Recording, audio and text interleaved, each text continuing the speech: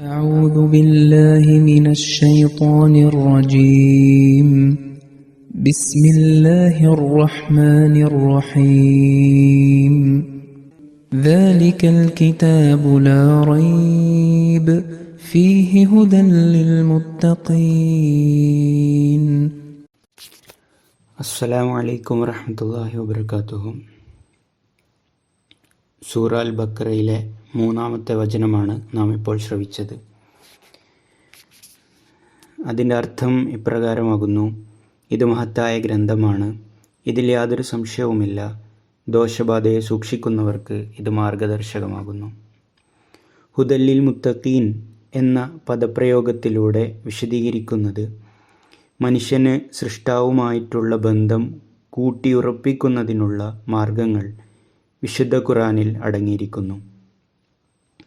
വിശുദ്ധ ഖുർആൻ പാരായണം ചെയ്യുന്ന ഓരോ സത്യാത്മാക്കളും തൻ്റെ സൃഷ്ടാവിലേക്ക് അടുക്കുന്നതിനായി മുൻപോട്ട് ഗമിക്കുന്നു. തന്നിമിത്തം ഖുർആനിക അധ്യാപനങ്ങളെ ജീവിതത്തിൽ പകർത്തിക്കൊണ്ട് ത്യാഗങ്ങളിലും സേവനത്തിലും മുന്നേറുന്നു. സൃഷ്ടാവിനോടും സൃഷ്ടികളോടുമുള്ള കടമകൾ നിർവഹിക്കുന്നു. വിശുദ്ധ ഖുർആൻ്റെ പാരായണത്തോടെ സൃഷ്ടാവിൻ്റെ സ്നേഹം കരസ്ഥമാക്കുന്നതിനായുള്ള മാർഗത്തിലൂടെ ചലിക്കുന്നു. ഹുദല്ലിൽ മുത്തഖീൻ എന്നതിൻ്റെ 2-ാമത്തെ അർത്ഥം സന്മാർഗം എന്നതാണ്. നബിമാരിലൂടെ മനുഷ്യർക്ക് ഹിദായത്ത് ലഭിക്കുന്നു. അള്ളാഹു മനുഷ്യരെ സന്മാർഗത്തിലേക്ക് നയിക്കുന്നതിനായി നബിമാരെ അയക്കുന്നു. വിശുദ്ധ ഖുർആനിൽ അടങ്ങിയിരിക്കുന്ന അധ്യാപനങ്ങളെ ജീവിതത്തിൽ പ്രാവർത്തികമാക്കാനുള്ള മാർഗങ്ങൾ നബിമാരിലൂടെ തുറക്കുന്നു. പരിശുദ്ധവും പവിത്രവുമായ ദൈവിക അധ്യാപനങ്ങൾ മനുഷ്യന് ശാന്തിയും സമാധാനവും പ്രദാനം ചെയ്യുന്നു. സ്വന്തം ബുദ്ധിയുടെ ബലത്തിൽ മാത്രം പ്രവർത്തിക്കാതെ അള്ളാഹുവിൽ നിന്നും ലഭിച്ച മാർഗനിർദ്ദേശങ്ങളെ അനുസരിക്കുന്നതിലൂടെ അവൻ്റെ ഓരോ ചുവടും വിശ്വാസത്തിലും സംതൃപ്തിയിലും മുന്നേറുകയും എല്ലാവിധ സംശയങ്ങളിൽ നിന്നും അനുമാനങ്ങളിൽ നിന്നും പരിശുദ്ധി ആർജിക്കുകയും ചെയ്യുന്നു.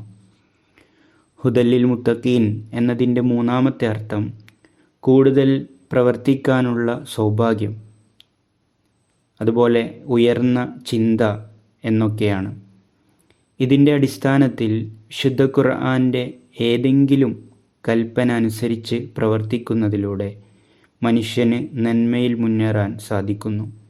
കൂടാതെ അവൻ്റെ ചിന്തകളും പരിശുദ്ധമാവുകയും തഖ്വയുടെ സൂക്ഷ്മമായ മാർഗങ്ങളും അവനിൽ തുറക്കപ്പെടുന്നു. ഒരുപക്ഷെ ഒരിക്കലും നിലക്കാത്ത നന്മയുടെയും തഖ്വയുടെയും മാർഗത്തിലൂടെ ചലിക്കാൻ തുടങ്ങുന്നു. ഇക്കാരണത്താൽ ഉന്നതിയുടെ യാതൊരുവിധ അതിർവരമ്പും നിർണയിക്കാൻ സാധ്യമല്ല. മറ്റൊരിടത്ത് അല്ലാഹു പറയുന്നു: വല്ലദീന ഹ്തദൗ സാദഹും ഹുദം വ ആതാഹും തഖ്വാഹും. നേർമാർഗം സ്വീകരിച്ചവരാകട്ടെ, അവർക്ക് അവൻ സന്മാർഗബോധം വർദ്ധിപ്പിച്ചു കൊടുക്കുകയും അവർക്ക് അനുയോജ്യമായ ഭയഭക്തി അവർക്ക് നൽകുകയും ചെയ്യുന്നതാണ്. ഈ വചനം മനസ്സിലാക്കി തരുന്നത് സന്മാർഗം, തഖ്വ എന്നൊക്കെ പറയുന്നത് ഒരു സ്ഥാനത്തിൻ്റെ നാമമല്ല, മറിച്ച് സന്മാർഗത്തിൻ്റെയും വിവിധ സ്ഥാനമാനങ്ങളുണ്ട്. അതുപോലെ തഖ്വയുടെയും വിവിധ സ്ഥാനങ്ങളുണ്ട്. സന്മാർഗികളായിട്ടുള്ളവർക്ക് വിശുദ്ധ ഖുർആൻ അവർ നൽകുന്ന സ്ഥാനങ്ങളിൽ നിന്നും ഉയർന്ന സ്ഥാനങ്ങളിലേക്കുള്ള ദിശ കാണിച്ചു കൊടുക്കുന്നു. ഇത്തരത്തിൽ തഖ്വയിലും സന്മാർഗത്തിലും ഉയരങ്ങളിലേക്ക് ഗമിച്ചുകൊണ്ടിരിക്കുന്നു. ഇത് ഒരിക്കലും നിലക്കാത്ത പ്രയാണമാണ്.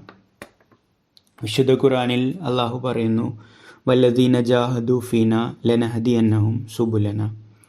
നമ്മുടെ കാര്യത്തിൽ പരിശ്രമിക്കുന്നവരാരോ അവരെ തീർച്ചയായും നാം നമ്മുടെ മാർഗങ്ങളിൽ നയിക്കുന്നതാണ്. ഈ വചനവും വ്യക്തമാക്കുന്നത് അള്ളാഹുവിലേക്കുള്ള സന്മാർഗത്തിൻ്റെ മാർഗം നിലക്കാത്തതാണ്. ഒരു മാർഗത്തിന് ശേഷം മറ്റൊരു മാർഗം തുറക്കപ്പെടും, അതിനുശേഷം മറ്റൊന്ന് തുറക്കപ്പെട്ടുകൊണ്ടേയിരിക്കും.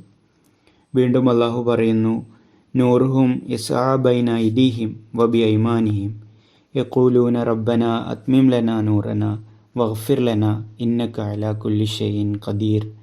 ഞങ്ങളുടെ നാഥ, ഞങ്ങളുടെ പ്രകാശം ഞങ്ങൾക്ക് പൂർത്തീകരിച്ചു തരണമേ, ഞങ്ങൾക്ക് പുറത്തു തരണമേ. തീർച്ചയായും നീ എല്ലാ കാര്യത്തിനും കഴിവുള്ളവനാണ്. ഈ ആയത്ത് വ്യക്തമാക്കി തരുന്നത് മനുഷ്യന് മരണത്തിന് ശേഷവും സന്മാർഗത്തിലും ജ്ഞാനത്തിലും ഉന്നതി പ്രാപിച്ചുകൊണ്ട് പുതിയ കഴിവുകൾ ലഭിച്ചുകൊണ്ടേയിരിക്കും. അല്ലാഹുമ്മ സ്വല്ലി അലാ മുഹമ്മദിൻ വആലി മുഹമ്മദ് ബാരിക് വസല്ലം.